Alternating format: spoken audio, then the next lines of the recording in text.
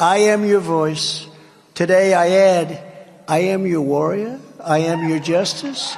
And for those who have been wronged and betrayed, I am your retribution. I am your retribution. Not going to let this happen. This is Michael Popok, Legal AF. I am your voice. I am your retribution. I will terminate aspects of the U.S. Constitution. These are not the words of a madman in some science fiction novel. This is what the campaign strategy is of Donald Trump. I want to focus on this hot take on a couple of areas that you should be concerned about as you go to the polls if there is the restoration of the Trump presidency in 2024. I want to focus on three areas. One is his use and weaponization of the Department of Justice to go after his political enemies. Two, I want to talk about immigration and his unparalleled full frontal assault on immigration and immigration rights. It's unparalleled in American history. It'll make the internment of Japanese Americans during World War II look like a day at Disney World. And lastly, I want to talk about his use of the military on domestic soil against U.S. citizens, invoking the Insurrection Act to put down legitimate political protest. Those are the three things that keep me up at night, and I'm going to make it the focus of this particular hot take. Let's start with the retribution aspect. He's not hiding it. He says it out loud. In an interview that Donald Trump gave, for instance, just recently with Univision, the Spanish language media company down in Florida, in response to questions with reporter Enrique Acevedo, Donald Trump had this to say about using the Department of Justice against his enemies, his political enemies. Let's roll that. They have done something that allows the next party. I mean, if I happen to be president and I see somebody who's doing well and beating me very badly, I say, go down and indict them. Mostly what that would be, they would be out of business. They'd be out of the election. Okay. We know that Donald Trump campaigned in 2016 with lock her up, directed at Hillary Clinton. We know now that he said it again, that he's going to use the Department of Justice to go after his political enemies. He's even said, as I said earlier in social media, we'll put a posting here just recently, that in some circumstances, in his mind, the U.S. Constitution itself can be suspended or terminated. We're back to science fiction again.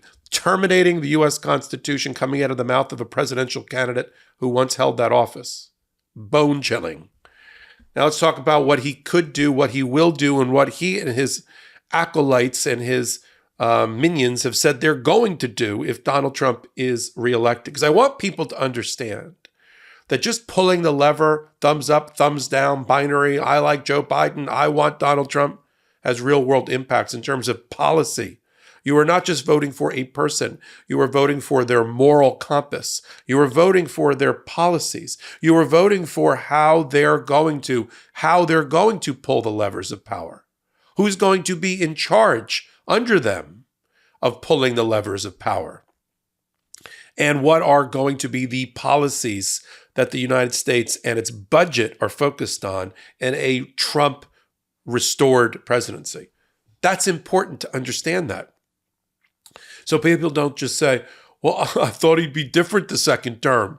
I didn't realize he was going to use the military against U.S. citizens, suspend the Constitution, go after his political enemies, well, and do roundup squads and deportation squads in the middle of the night and not recognize the birthright of babies born in the United States under the Constitution, U.S. citizens, not recognize that if they were born to parents who were undocumented. I didn't know.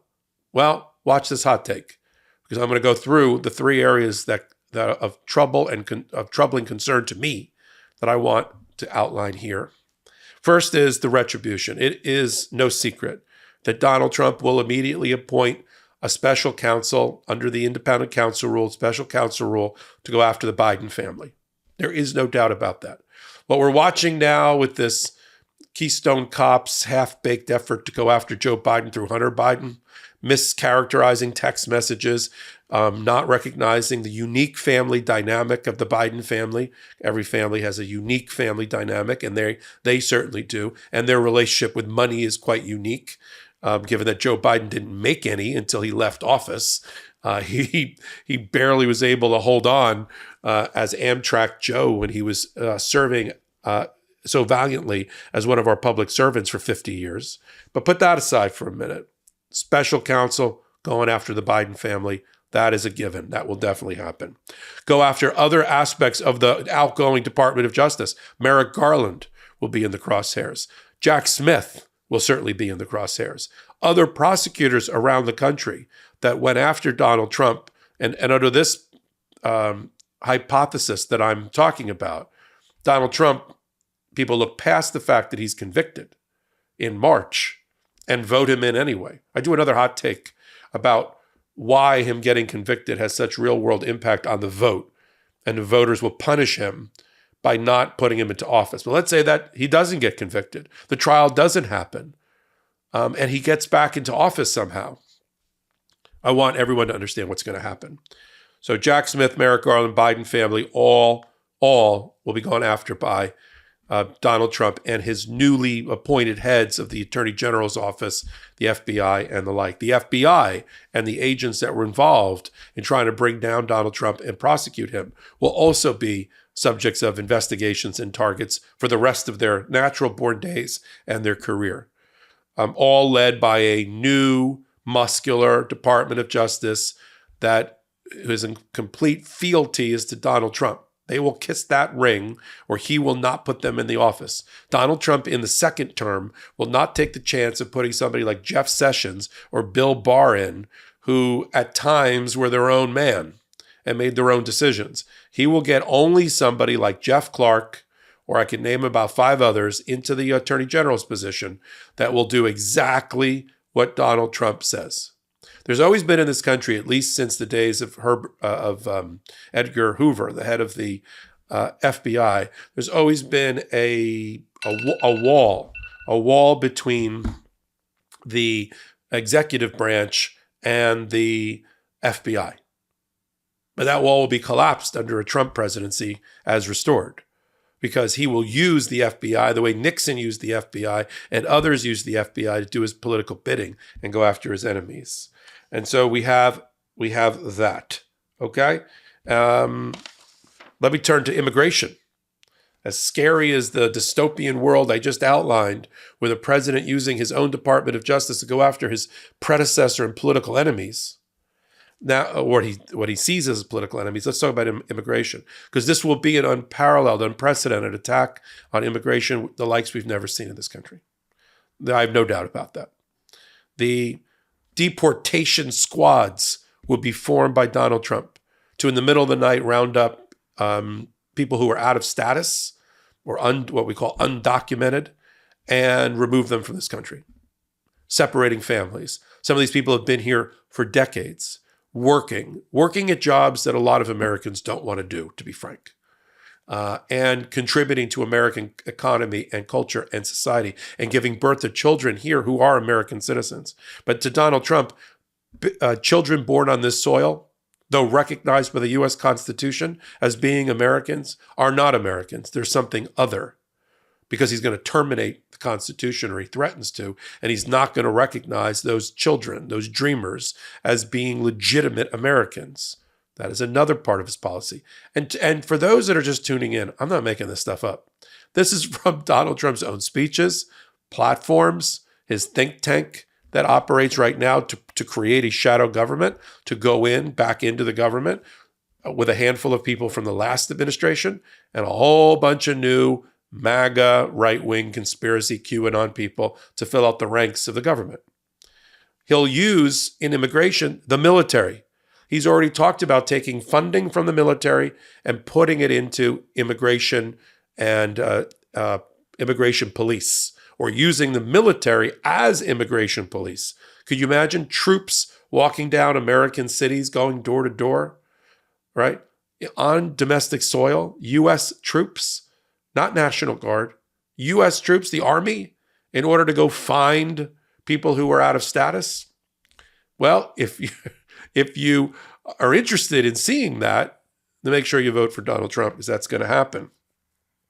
He'll attack birthright citizenship of children born here whose parents are undocumented or out of status. He'll get rid of the Dreamer program, and he'll try to deport them.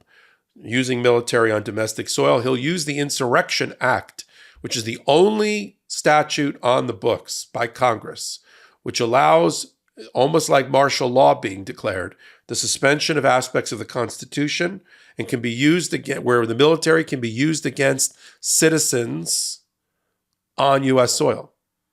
For those that don't know our system of government and justice and our constitutional republic, we don't allow the U.S. military to be used on American soil. It's supposed to be defending the homeland, not being used as a tool of a president against other American citizens.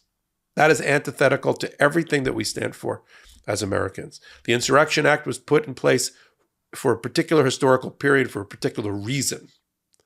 And he'll try to use the Insurrection Act, because he's already talked about it, along with people like Jeff Clark of the Department of Justice, who's an indicted co-conspirator with him in Georgia, to use the military against American people.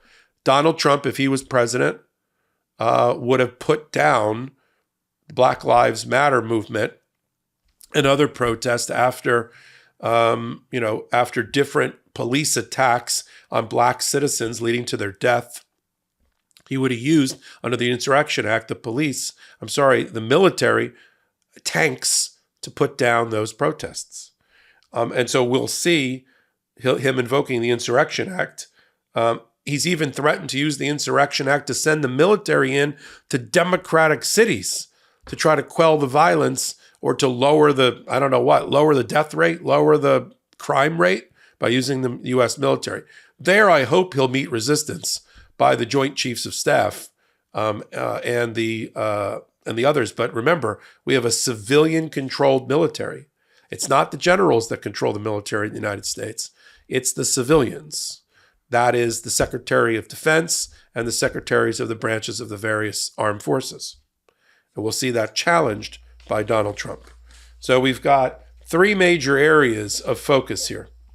Donald Trump using the Department of Justice and our justice system perversely against his political enemies, trying to investigate them, indict them, convict them, and jail them, starting with the special counsel, Jack Smith, Merrick Garland, people in the Department of Justice, the FBI, and the Biden family, and anybody else that has ever taken a stance morally against Donald Trump. Look out, Liz Cheney. And then you have immigration and the use of roving squads of deportation squads, right?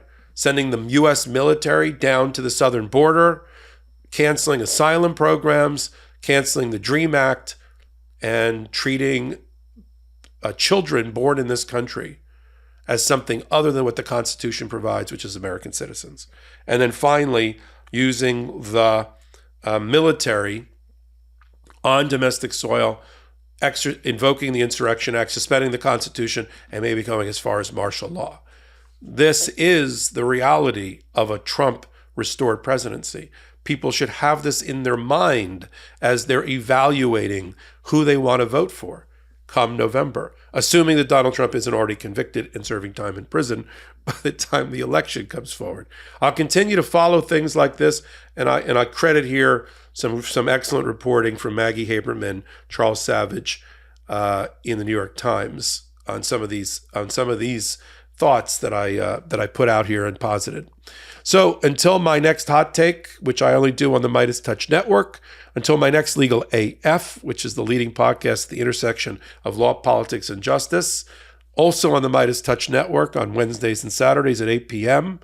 You can give me a thumbs up to help with the ratings, so to speak, keep me on the air, leave a comment and the like. Until all of that, until I'm back on the air. This is Michael Popok reporting. Thanks so much for watching. We're only a few subscribers short of 2 million subs. Please subscribe right now to the MeidasTouch YouTube channel for free and help us grow this unapologetically pro-democracy network.